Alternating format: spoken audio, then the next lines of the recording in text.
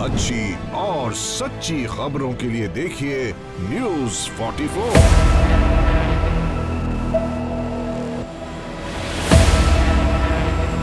Vaccine अभी available नहीं है। नमस्कार, न्यूज़ 44 देख रहे हैं आप और मैं हूं आपके साथ मिर्जा साहिल बेग। कोविड के बाद जिंदगी कुछ पटरी पर आई ही थी कि WHO ने नई बीमारी को ग्लोबल इमरजेंसी घोषित कर दिया है। मंकी पॉक्स नाम की बीमारी जो अब तक दुनिया भर के 72 से ज़्यादा देशों में फैल चुकी है, अब भारत में भी इसके 4 मामले सामने आ गए हैं।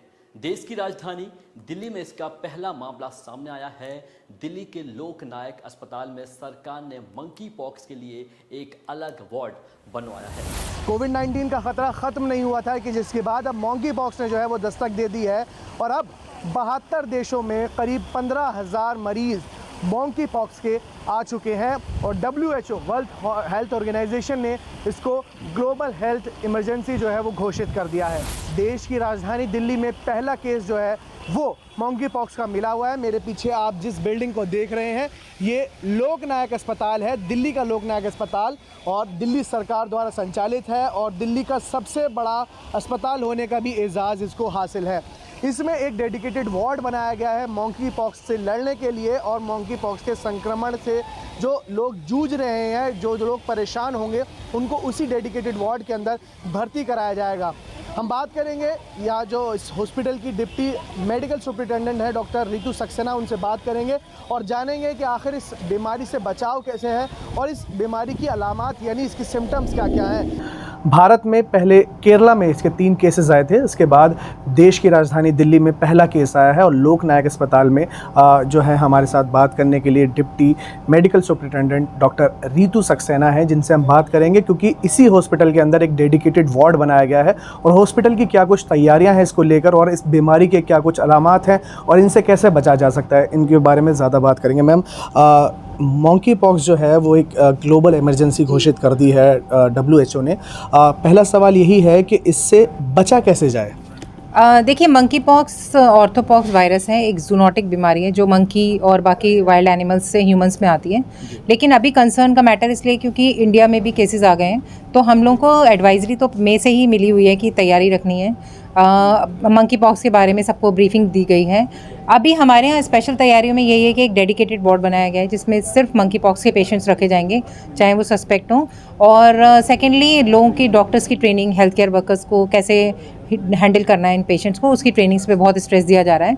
कैसे सैंपल्स को ट्रांसपोर्ट करना है, इन सब बातों पे बहुत विशेष ध्यान दिया जा रहा है। और कुछ नया सामान अगर इसके लिए चाहिए, कोई नई तैयारी करनी है, तो वो हम इसके प्रोसेस में ऑलरेडी हैं।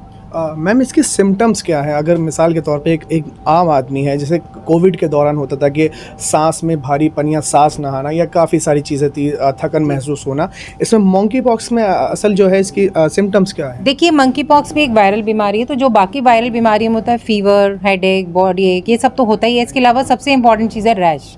अगर किसी को रैश है तो उसको तुरंत डॉक्टर से सलाह ले लेनी चाहिए, क्योंकि इस वक्त क्योंकि एक पेशेंट निकल आया है तो अभी चांसेस हैं कि कहीं और कोई कांटेक्ट ना निकल आए। तो रैश अगर आपको है तो तुरंत डॉक्टर से सलाह लीजिए। ये रैश किसी और वजह से भी हो सकता है, क्योंकि हर रैश ज़रूरी नहीं कि मंकी पॉक्स की वजह से हो सकता है चिकन पॉक्स हो, मीज़ल्स हो, हर्पीज़ हो, और भी ड्रग एरप्शंस वगैरह इसकी उसमें आते हैं। तो अगर आपको ऐसे रैश दिखता है तो तुरंत डॉक्टर से सलाह लीजिए। और अगर आपकी ट्रैवल की हिस्ट्री है 21 डेज़ की, तो भी आपको डॉक्टर से एक बार मिलना चाहिए। रैश विद ट्रैवल हिस्ट्री है तो कंफर्म आपको एक बार सस्पेक्ट की कैटेगरी में रख लेते हैं लोग। मैम, एक सवाल बहुत उठ रहा है कि ये जो डिसीज़ है, जो मंकी पॉक्स है, वो बेसिकली बायसेक्सुअल या जो कहेंगे ना, जो मतलब समलैंगिकता से ज़्यादा फैल रहा है, ये इससे आप कितना सहमत है? और ऐसा मतलब देखिए, एक्चुअली ये बीमारी जो है ना, क्लोज फिजिकल कांटेक्ट से हो रही है। डायरेक्ट एक्सपोजर से भी होती है, इनडायरेक्ट एक्सपोजर से भी होती है। तो डायरेक्ट एक्सपोजर में यही है कि अगर क्लोज फिजिकल कांटेक्ट होगा, और क्योंकि जो लोग मतलब जिससे सेक्सुअली ट्रांसमिटेड डिजीज़ होती हैं, वैसे ही ये भी ट्रांसमिट हो जाती है, क्योंकि अगर जो रैशेज़ हैं उनमें जो वेजिकल्स हैं उनके सिक्रीशंस आपको लग जाएंगे तो उससे हो जाता है, उसके चांसेस काफ़ी ज़्यादा रहते हैं। तो ये सिर्फ इसी वजह से नहीं फैल रही, सेक्सुअली ट्रांसमिटेड ही नहीं है, बाकी वजह से भी फैल रही है।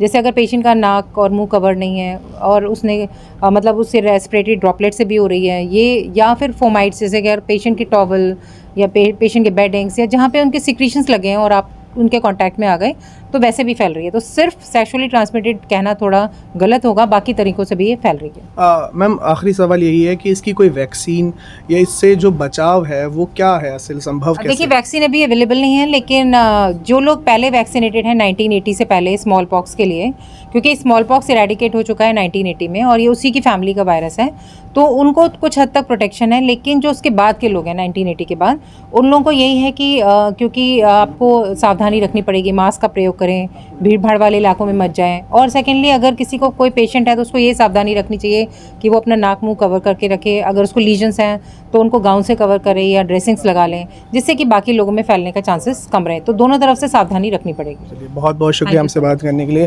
तो ये थी DMS रितु सक्सेना डॉक्टर, जिनका साफ तौर पर कहना है कि जो प्रिकॉशंस हैं इसके, वो ख़ास तौर पर यही है कि हाथ धोते रहें और जो है मास्क अपना मुंह को कवर करें। और जो 1980 से बाद के जो लोग पैदा हैं उनके लिए फ़िलहाल अभी इसमें जो है वैक्सीन का जो है वो नहीं आई है, लेकिन डरने वाली बात नहीं है। अगर हम अपना ख्याल रखेंगे और अपनी जो मतलब ये हाइजीन को ख्याल रखेंगे तो बीमारी इतनी ज़ोर से नहीं फैलेगी। दिल्ली से जिब्रान जरार खान की रिपोर्ट, न्यूज़ 44। अच्छी और सच्ची खबरों के लिए देखिए न्यूज़ 44।